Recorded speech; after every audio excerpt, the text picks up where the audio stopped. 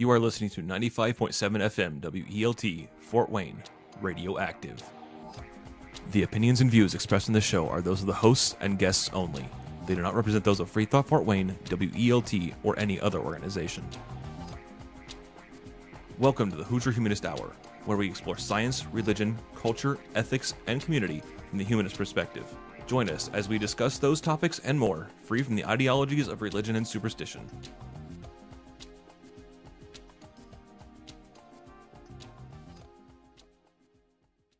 Hello and welcome to another episode of the Hoosier Humanist Hour. This is a podcast put together by the members of FreeThought Fort Wayne, an official chapter of the American Humanist Association. For anyone listening that would like to find out more about our group, the best thing to do is just to visit our Facebook page, facebook.com/FreeThoughtFW, or you can always email us at fortwayneaha@gmail.com. That's just generic email that someone from our group will see, but we can respond to any questions or comments that you have. Today on the show, we have Chris and Andrew and myself, V. I think we have an interesting topic to give a little bit of a humanist perspective. Some of our last few shows have been, a lot of things about the elections and some of the issues involved, where I feel like we may have lost a little bit of the humanist perspective, but with the holidays, I think we may have an interesting point of view. Now, for people that may not be familiar with the term humanist, a lot of humanists will identify as atheists, which means that we just don't believe in any gods. I suppose you don't really have to, but humanism adds a little more to it. It has a point of view, on where morality comes from, things like that. So. I think that the most significant thing about the holidays, though, is that we do identify as atheists, and a lot of our family is religious, and that can cause some interesting interactions, shall we put it that way. A lot of people may question, should atheists, for example, celebrate Christmas, given that, it's Christ Mass, so it's associated with the birth of Jesus, which is obviously something that Christians should celebrate. But why would atheists, humanists, agnostics, other people celebrate? So I don't know. What do you guys think? Should humanists, atheists, other religious minorities, should they celebrate Christmas? What do you guys think? Well, I think it's very interesting just from looking at it as a general perspective, because as soon as you realize that most of the things that we celebrate, at least here in America, most of them are completely devoid of real meaning or purpose. They're pretty much just a reason to celebrate. And as soon as you realize that, you start finding out that just about every holiday is the exact same. And Christmas is no exception. It's a reason to celebrate. I don't see any reason not to celebrate whenever I'm given the opportunity. So because of its popularity, I don't know. I feel like if you are living in America, it's probably a good idea to celebrate Christmas. Especially once you sit down and actually think about it, kind of as you were pointing out there, and realize that really it's just completely fabricated from fabricated hodgepodge of religions, then you realize, well, it doesn't have any true purpose or meaning anyway. It's just a good time for presents and for another made-up thing, Santa Claus. And it's a good fun time of year, I think. Sure, yeah, it's a good opportunity to meet with family, to enjoy company. Now, there's plenty of religious people out there. They'll put up nativity scenes. They'll go to mass on Christmas and things like that. But I think kind of the fun parts of Christmas, pretty much everybody, are really not the religious parts.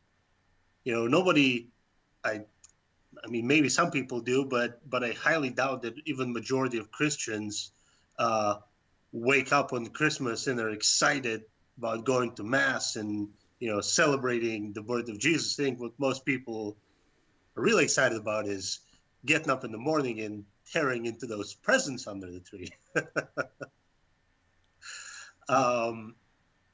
And just something to point out. For example, the Christmas tree itself, it's not a Christian symbol, not even a little bit. There is, I don't think there's anything Christian about the actual Christmas tree. Any thoughts on that? Yeah, it mainly stems from pagan beliefs. Yes. And yeah, that's why I don't really have a problem with celebrating anything, because it's basically just a conglomeration of different beliefs put all together and stolen by the Christians long time ago. Yeah, pretty much. I mean, yeah. Another thing that's not Christian about Christmas is the mistletoe. That's never mentioned in the Bible or any of the traditions. A lot of people, and I don't know if this is a big tradition here in the U.S., but I think in Europe and I think in Eastern Europe, a lot of people will have a Christmas log that's burning in the fireplace. Is that common here in the U.S., guys? It's more common out east. Okay. It's called the Yule log. Right. And then it's more common where people have for settling in the United States. I haven't heard of very many people in the Midwest doing it. Yeah, I hadn't heard of it either. I didn't know anybody around here that does it. So I looked up the Wikipedia on it real quick, and at least what the Wikipedia article suggests is that it may be derived from Germanic paganism. But it's not really clear, I suppose, where that comes from. But to us, at least to me, it's a good time to get together with friends and family. Now, one thing that makes me a little bit uneasy at large family gatherings, and that doesn't really happen in my family, but sometimes you're with friends or a girlfriend or someone else's family and they're very religious. When they'll gather, they'll say a prayer before the meal, and I've always felt very uneasy about that. Now, normally,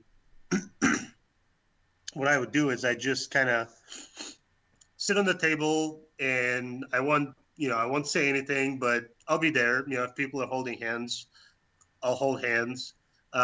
Makes me feel very uncomfortable.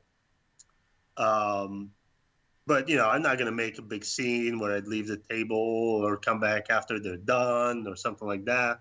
As long as you don't ask me to say the prayer, I'm all right generally with just kind of going along with the flow and not causing a scene. And I don't know, has that happened to you guys where you're present at a family gathering and everybody's saying a prayer and you just kind of have to sit there and how do you guys handle it? Well, when I was first discovering my lack of belief and exploring that aspect of myself, that was during the time my family was still getting together every Sunday afternoon for family dinner.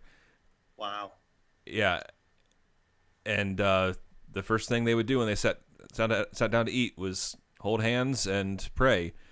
and I started feeling really uncomfortable with the whole thing, and I ended up, trying to sit away from the main table so I didn't have to do that. Even if that meant sitting at the kids' table. Wow. No, that's certainly understandable. I mean, part of what makes me uncomfortable, it's not so much the prayer itself, but I almost feel like I'm being dishonest because I'm participating in something that I don't believe in. I'm not. It's like I'm pretending to be Christian when I'm not, and that may be insulting to people on the table had they known the truth. It's hard for a lot of people to come out to family, to friends, to all this. So that's part of it. It's not just the prayer itself, but it's kind of the fact that I'm pretending almost. And in general, I feel like I'm an honest individual, and it makes me feel dishonest, and that's part of what makes it uncomfortable. Yeah, in my family, we always have gatherings at my grandma's place, and my grandpa is really the one who arranges the whole family prayer before we sit down to eat. And during that, we have everybody, make sure they're in the room basically, and we bow our heads, close our eyes, and he initiates the prayer. And I, me being the outspoken individual I am, it's no secret that I'm an atheist, and my grandpa is highly Christian, Baptist in particular. So when he goes to do that, he actually feels like it's a sign of respect for me to at least do what everybody else is doing and just bow my head and close my eyes, to at least respect, his religion and his viewpoints. And then we go on our merry way. But yeah, I mean, the entire time that I'm sitting there, I'm just thinking, why are we thanking this magical, fantastical being that doesn't exist for something that was really the people who are in attendance of this event that we should be thanking? I just feel like it's not putting gratitude where it's deserved. Thank the people that brought the food. You don't thank some other random thing that has nothing to do with your entire life. That's what really bothers me. Also, just going back to what you just said, holding hands is a no-go. That is the worst thing to possibly do. That is contaminating everybody's food. That is passing germs to every single person in attendance, to make sure that everybody really does get the flu at the same time. So don't do that. Yeah. Well, we understand the germ theory of disease, and we don't claim that it's just a theory. Right. Good point. Yeah. No, it's there's a lot of these little things, and I don't know. Do you guys avoid in those bigger family gatherings? Inevitably, religious conversations get brought up. How do you guys handle those? I mean, nobody in my family is really religious enough to bring that stuff up, and I recently visited my girlfriend's family, and even though they are very religious, but the only time it really showed up was at dinner time for the prayer. But in those bigger family gatherings, when there are religious conversations, do you guys engage? Do you step back? How do you guys handle that? Guess it depends on the context. Really. Just because, like I said, I've actually noticed since becoming very, like I said, outspoken, my grandparents have both kind of backed off on bringing it up.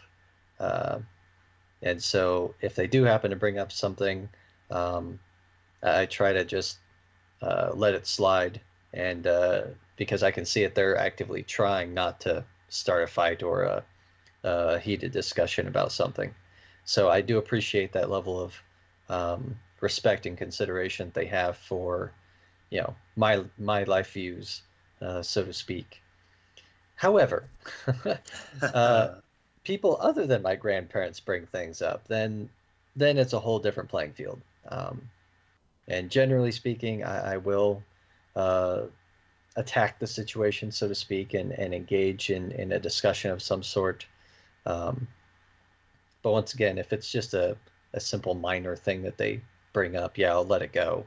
But if it's definitely something more in depth, I don't tend to shy away from it.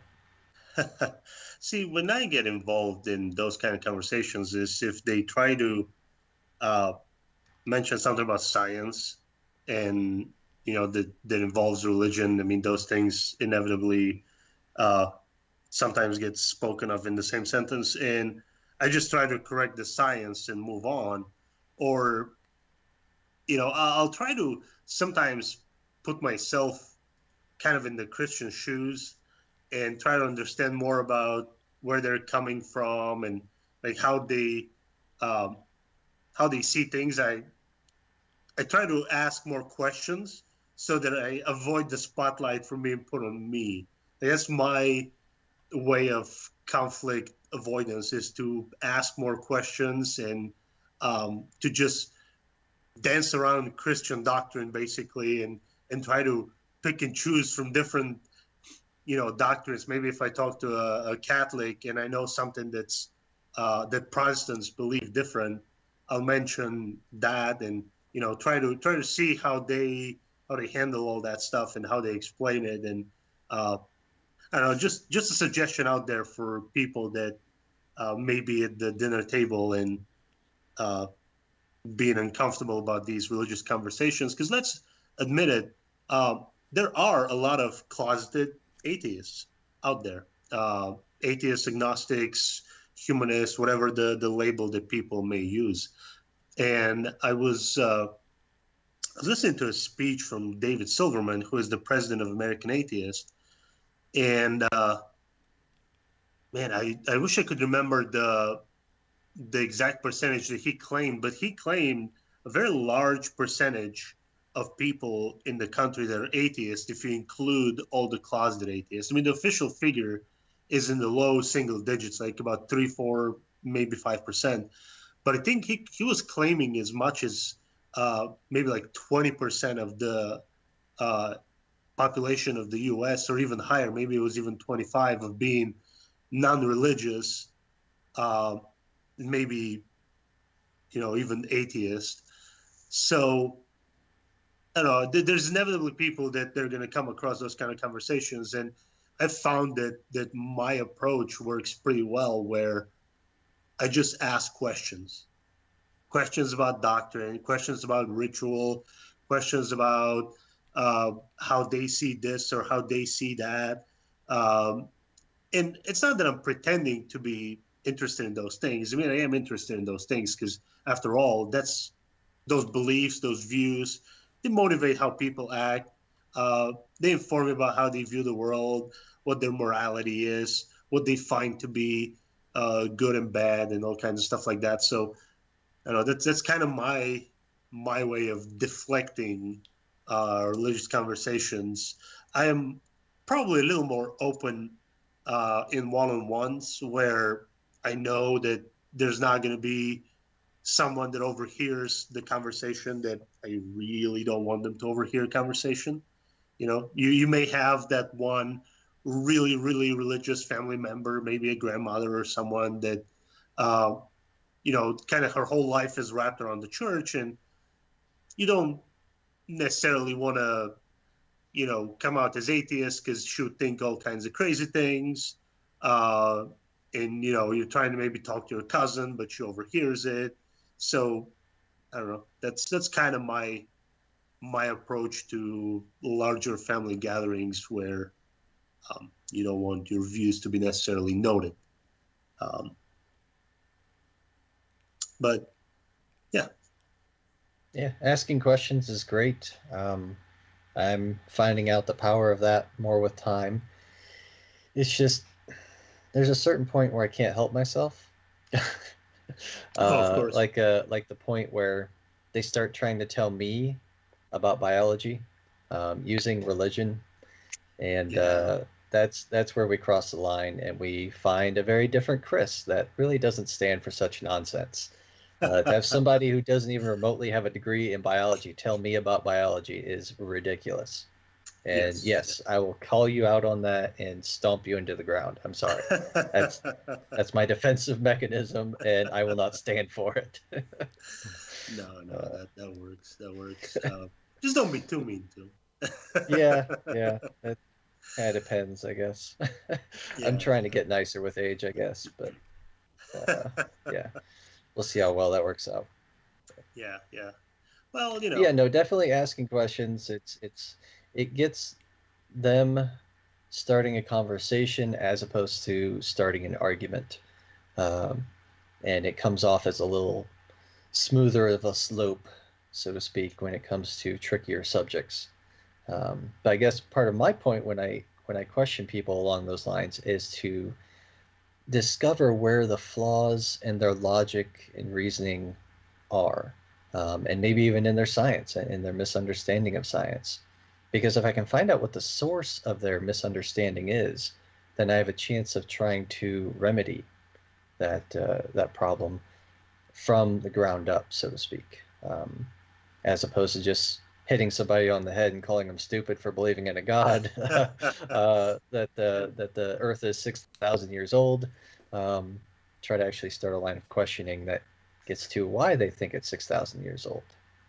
And well, also a lot of times when you let's say you're preparing for a big test.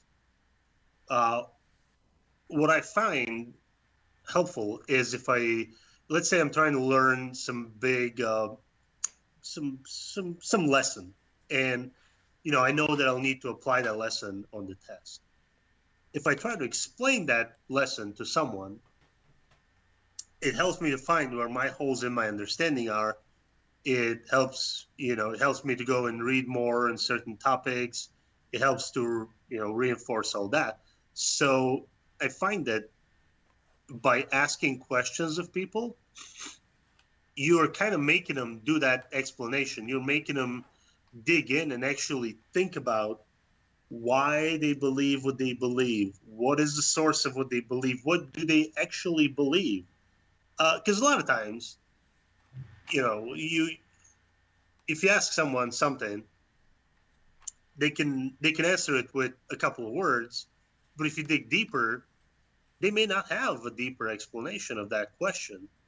If you ask them why they believe in a god, for example, um, they may just say, well, because everything around me looks like it's designed. Or they may just say, well, because God makes sense. All these smart people around me are believing God, so they must be right. All these authorities, they must be right. And I try to ask pointed questions, right, to get people to think about the details and the background. And I think that, at least with me, when I find out that I just have a surface understanding of some topic that came up in a conversation, I'll generally try to go back and do a little more digging. Now, it may be just a quick Google search, um, where I read a few pages of an article here and there, but in regardless, it still makes you dig in a little bit deeper, um, find facts. You may find things that you thought were true but were wrong. Um, it may make you question other beliefs. Uh, so I think in general, that's a good way to handle it. Um, yeah.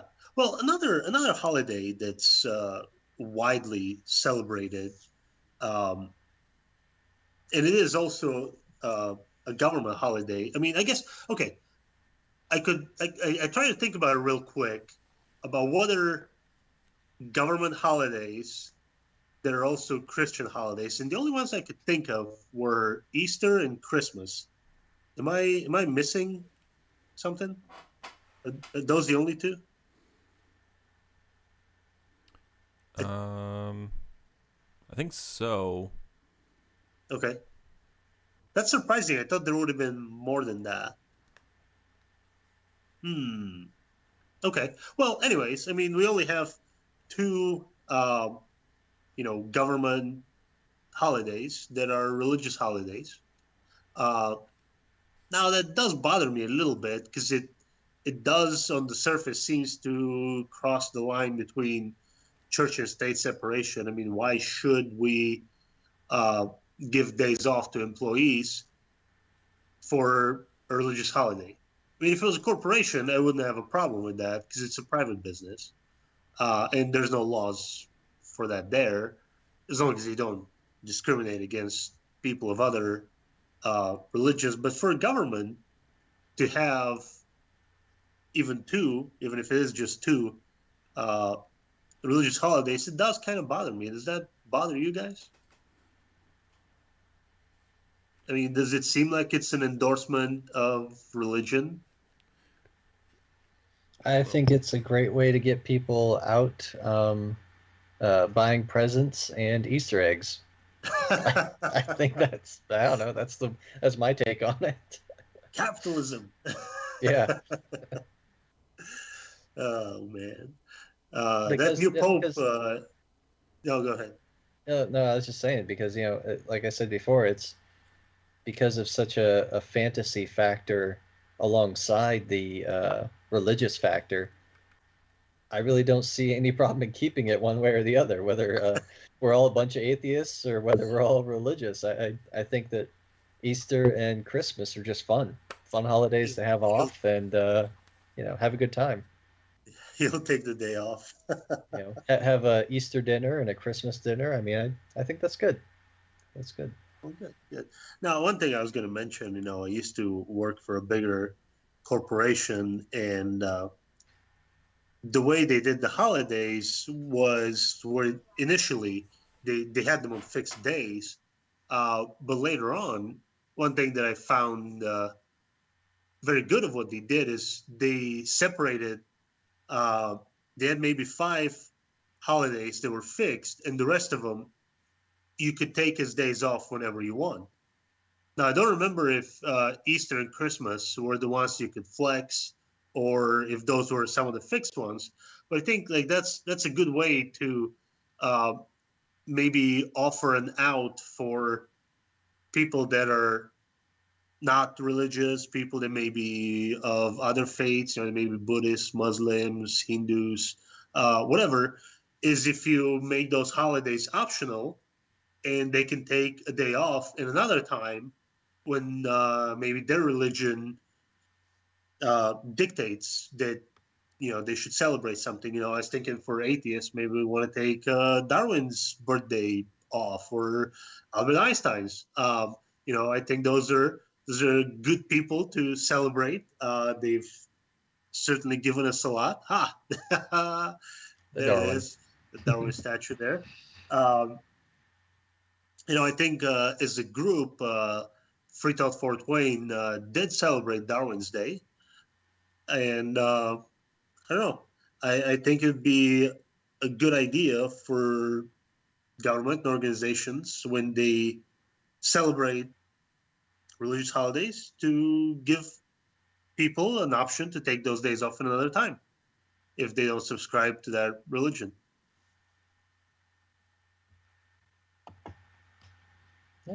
Sound like a fine idea? All right.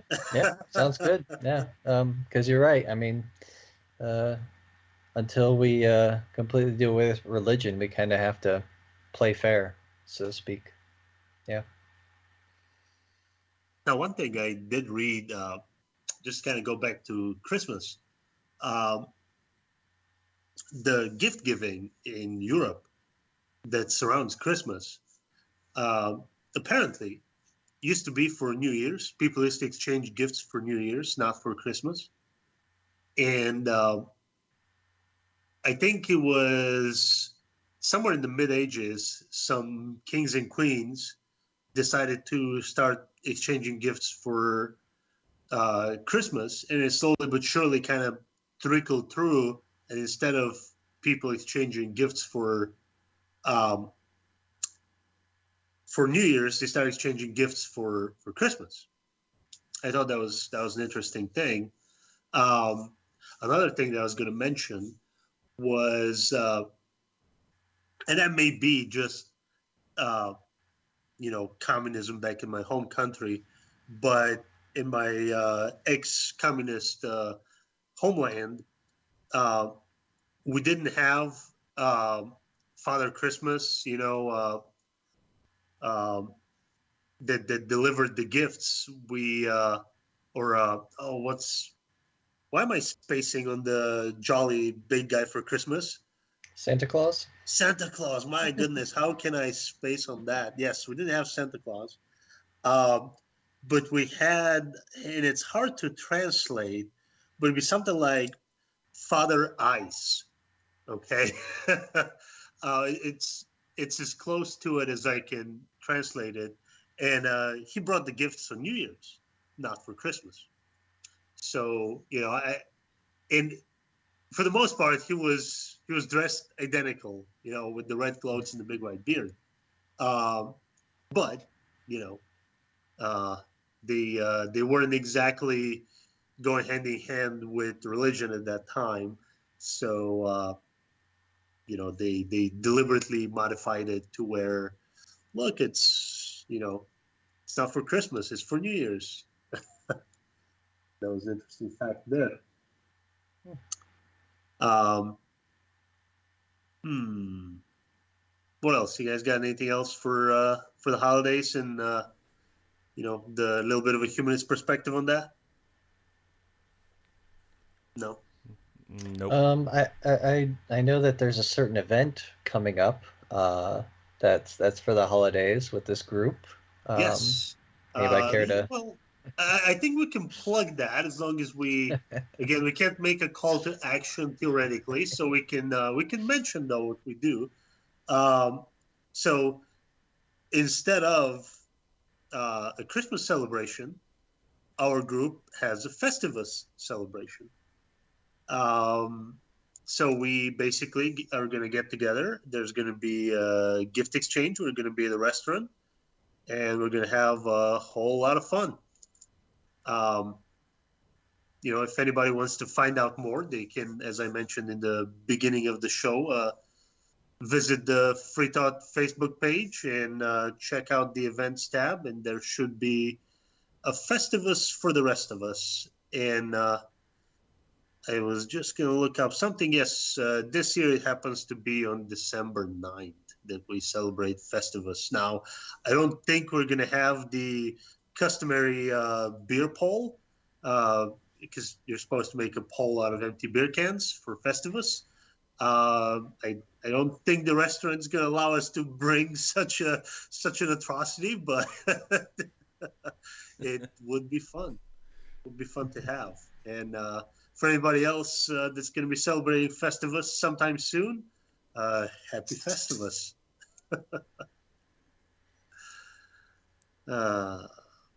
Andrew sounded like you were going to chime in. No, it's just Festivus poll would be kind of nice. I wonder if we can ask the restaurant if we could bring a Festivus poll. Maybe we don't tell them initially what it is, and once they agree, they won't go back. Or we could just bring it in and ask for forgiveness. It's easier to ask for forgiveness than to ask permission. Precisely. I don't know. I guess I was just going to ask, what was the history behind Festivus? I'm not very familiar with it. Was that a pagan type holiday too, or was that? No, that was Seinfeld. Okay. A Festivus for the rest of us. Didn't the Costanzas do that? Was it the Costanzas? I think it was. Maybe. Wasn't it Kramer though? I don't know. I'll have to look it up and learn more about the origins of Festivus. I guess I'm celebrating a holiday that I'm not too familiar with the origins, but this is going to be our second annual Festivus celebration. Last year we had a lot of fun. We had about 40 people, and the restaurant was bursting at the seams. Yeah. So hopefully we can make it another successful event this year. Yeah, no, that was really quite incredible. I figured there might be 24 people there, but there was almost twice that, and that was pretty incredible that we all fit in that little room. Oh man, yes. For anybody that is coming or wants to find out more or is interested,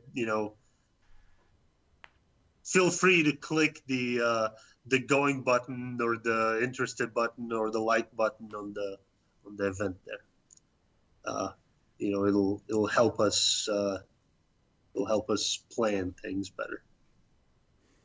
Or you can hit the not going and then unfollow, unfriend, and block buttons as well. Oh, nobody's gonna do that. Nobody's gonna do that. My mom just did that to me. Funny enough, that was my Thanksgiving story. So I got to wake up on Thanksgiving morning and take a look at my phone and check Facebook news feed, and sure enough, first thing that pops up is this little post that my mom did, and she was like, "Yeah, sure wish I had some grateful offspring that want to come visit their mom on Thanksgiving." And it's like, you never asked me. I don't recall you ever even asking me to come over. And so she starts this giant pity party, pity me on Facebook. And I'm sorry, me and my wife had to chime in and be like, what's your problem? Like, we were never invited to anything. And you're starting this big deal as if your kids are all most horrible things on the planet. Wow. And so sure enough, that's where the unfriend and block buttons came in handy for her to shut me down, because apparently I was right. I don't know. Yeah, there's the inevitable conflict around the holidays for some reason. No, but that's the exact reason why I only get to see her husband. My parents are divorced and remarried, but my mom's husband, my stepdad, I only get to see his family every other year, because every other year she unfriends and blocks me at this time of year. Wow. And she keeps it that way for about 6 months and then refriends me. It's like clockwork. My goodness. Well, I hope things get better between the two of you. It is the season to be jolly, so let's, forgive each other and shake hands and hug it out. Right. Apparently, nobody else has family trouble around the holidays. Well, actually, that's not true, because this Christmas will mark the 5-year anniversary of me not seeing my parents or my mom's side of the family. Wow. Yeah. So that's fun. And was that thanks to you coming out as a non-believer? No, not really. That didn't help. But no, it was basically my family my parents were incredibly toxic, and that family over there, my mom's side of the family, is so closely knit that I can't see them anymore. Yeah. Wow. Well, that's sad. That's sad. I have conflicts with my parents on occasion, but it doesn't have anything to do usually with holidays, and it happens at random times and it goes away fairly quickly. But yes, it happens. But hopefully we can make up and all that. But I guess that's a good question. Do you think us, not believing in a God interferes with the healing process? That's a good question. I don't know. I mean, I guess, that may be a little bit of the utility of religion, that if you have a pastor that you confess your sins, or you talk to about troubles in your life, Um, usually I would imagine what a pastor would do is, put some pressure on you, guilt trip you, whatever you want to call it, or just, offer some friendly advice to, you know, go back and apologize and make things better and all that. Um, I suppose that the religion has a little bit of an advantage there, since us as secular individuals don't have that kind of infrastructure in place. With the FreeThought group, we have the Sunday meetings where some people have shared, some of the troubles in their life, and we've tried to, as friends, offer good advice and try to help where we can. But very few atheists, humanists, agnostics out there have those kind of gatherings. They may live in rural areas where there's no group like this around them. Uh, you know, and so in that sense, I mean, churches do provide certain support, certain feel of community, and that's part of the reason why we really started the group, is to offer that sense of togetherness, community, to offer some friendly support advice to people that are in the group. That was really probably the number one reason for us starting the group when we did. That's what we talked about in the initial meetings when we started. So I would like to see more of that, where uh, where we do all those things. Another thing that probably religion has a little bit of a leg up, um, you know, just in general, pastors, they don't just help in resolution of conflict, but they serve a little bit as like guidance counselors. So uh, having the secular version of that would be great. And I don't know that we have a good alternative for that in the secular society. Yeah, because I've been trying to toss around some ideas in my head and think about what a secular option would be for a lot of these things. And without using the term church, it's really difficult to come up with everything that church does. Sure, absolutely. Uh, and that's why it's interesting when you hear things like the non-denominational church. It just kind of sounds like gluten-free whole wheat grain. You're like, what? How does that even work? like, so Well, I think the rise of places like the Unitarian Universalists, where it's just a gathering place, and have the pastor, and if you're not donating to the church on a constant basis, for example, I mean, it's free counseling, it's free, it's a place to meet like-minded people, all that. So there's certainly some utility uh, to religion. We can't really deny that. And there are some secular groups out there that are trying to, some of the bigger groups are trying to put those kind of infrastructure in place. Um, there's groups that are organizing lists of, for example, uh, like psychologists, psychiatrists. I don't know what the right word is, but um, they're secular. They won't push religion on you when you go to them for therapy. So some groups are trying to put together that uh, non-religious infrastructure, but given that only 3% of the population identifies as atheists, and the whole nuns are maybe 15% of the population, it's going to take some time and it'll be difficult, but um, you know certainly groups like ours are good at being able to find those resources. People will be able to direct you in the right place. There's also some groups are trying to start alternatives to, for example, Alcoholics Anonymous, because AA has a religious component to it. Or there's groups out there that are trying to start secular alternatives for like people that have addiction problems, stuff like that. So it'll be nice to have that infrastructure put together. So do you think, well, you're actually reminding me of some figures I looked up at one point in time. I think it was maybe 2004 to 2012. I know it was like an 8-year span. I can't remember if those were the exact years, but it was an 8-year span. They looked at the earlier time date, whether it was 2004 or whatever, and they saw that the percentage of atheists was here in America was around 3 or 4%. Right.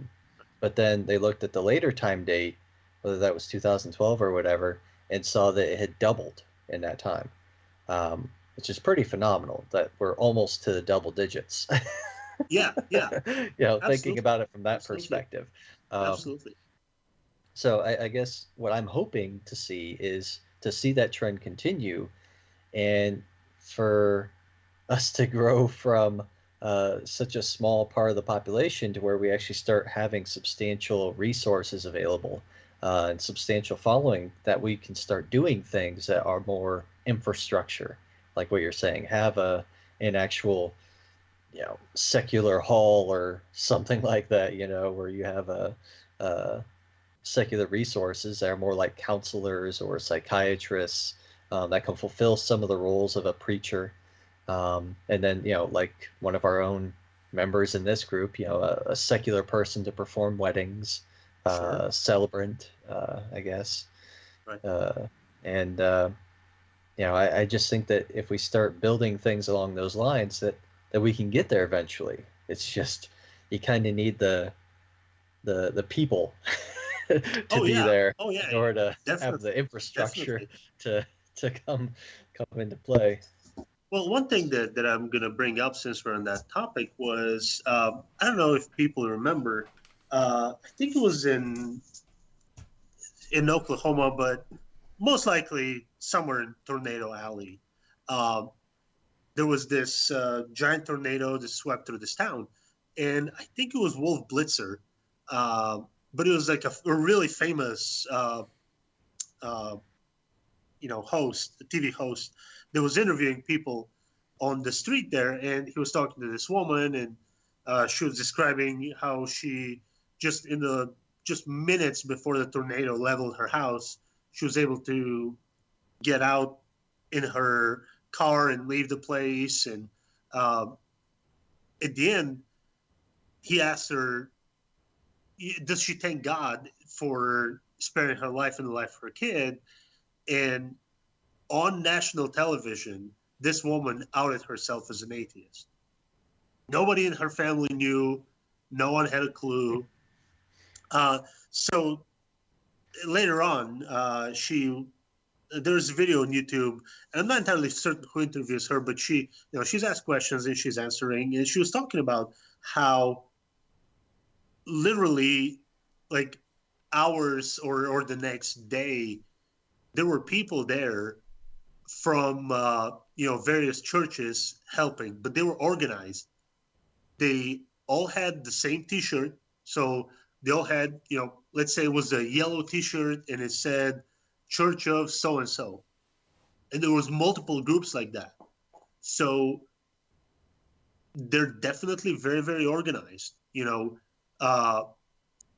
networks and the sheer number of people that they can tap into allows them to bring together, one person from Ohio, one person from this state, from that state, from that state, to gather them up in one place and to send them to aid people where it's needed. And just absolutely nothing like that exists in the secular community. There's no way. And even us as a chapter of the American Humanist Association, I'm only aware of and probably have a contact info for one other chapter. And we have like one contact person in the American Humanist Association. So, the AHA is not meant to help with disaster relief.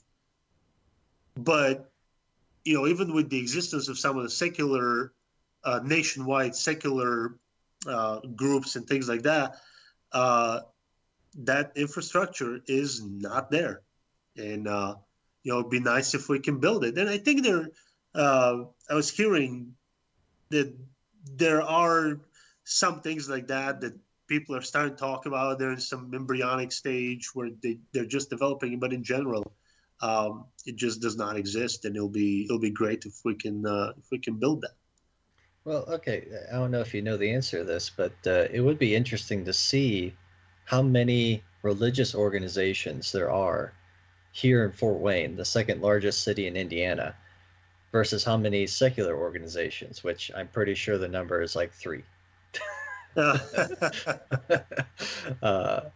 I mean, how many churches do we even have? Does anybody know that number? A lot. The number is a lot. And I know it's staggering. It's staggering. There's a church in every corner almost, but and they have the numbers advantage, and and that's fine. That's okay. We'll get there. We're growing. We'll get there. The good news is that people are thinking about those things. There are some embryonic stages of people in the secular community organizing. I mean, we in FreeThought Fort Wayne have done some volunteering. We've done some cleanups. We've done donations to homeless, things like that. We're not to the point where we can go do disaster relief. We're not to the point where we can provide counseling or, conflict resolution for, when conflicts arise around the holidays. We're not set up for that. We don't have the manpower for that. But if we grow, maybe one day we will. Right. Yeah, because I'm just shooting a number off the top of my head here, but I'm guessing that we're outmanned by about 50 to 1. At least. I know that's like huge as far as the disproportionate manpower that they can summon versus what we can summon. So it's a miracle when we can actually get together one event where we have like 5 people there. Yeah. And just one church outnumbers our membership by many to 1 on top of what you just said. So yeah. Well, anyways, I think the fact that we're growing is a positive thing, and we'll get there sooner or later. Maybe we should just all colonize Mars. That way we can be secular in space. It'll be fun. I don't know. If I knew that there was a way to come back, I would love to visit. But if it's a one-way ticket, I don't know if I can do it. I realize I only have one life to live, and I don't know if it's worth wasting on Mars. Well, if you think sand is paradise, it's plenty of sand on Mars. Give me 2 tickets to paradise. Let's go. No, I prefer some greenery. A little bit of greenery. Or at least if they can promise me that, like in that movie, I can grow potatoes on Mars, at least I can have French fries. Oh, you mean you're not going to start the first pot farm on Mars? Have some medicinal marijuana to help with that gravity sickness you're going to be suffering from? Who knows? Maybe it'll be necessary. It's natural. It's natural, at least. Like, dude, I don't understand the smog. Why is there so much smog? Oh, that's why. Wonderful. We'll bring drugs to Mars. All right, guys. I think we can probably wrap it up at this point in time. Thanks for joining us, everyone, for another fine hour of the Hoosier Humanist Hour. That is all the time we have for you this week. This has been the Hoosier Humanist Hour. Be sure to check out FreeThought Fort Wayne on Facebook and on Meetup.com. Thank you for listening, and we hope your days are filled with logic, reasoning, and the eternal quest for knowledge.